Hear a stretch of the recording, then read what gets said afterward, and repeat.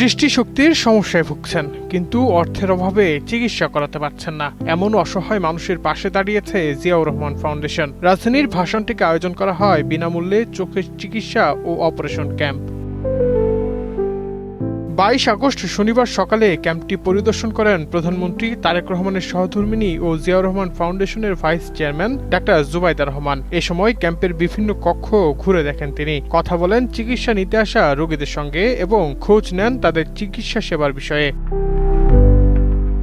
জিয়াউর রহমান ফাউন্ডেশনের উদ্যোগে এবং একটি বেসরকারি হাসপাতালের সহযোগিতায় আয়োজিত এই ক্যাম্পে ছানি পড়া রোগীদের চিকিৎসা ও প্রয়োজন অনুযায়ী অপারেশনের ব্যবস্থা করা হয়। আয়োজকদের লক্ষ্য সমাজের পিছিয়ে পড়া মানুষের দ্বারগোড়ায় বিনামূল্যে স্বাস্থ্যসেবা পৌঁছে দেওয়া। চিকিৎসা সেবা পেয়ে সন্তোষ প্রকাশ করেছেন রোগীরা। অর্থের অভাবে চিকিৎসা করাতে না পারা মানুষের জন্য এমন উদ্যোগ অব্যাহত রাখার আহ্বানও জানান তারা।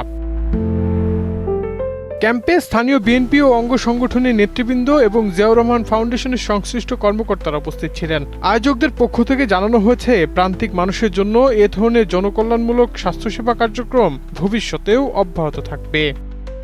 হুমায়ুন কবির মাসুদ, বাংলা নিউজ 24।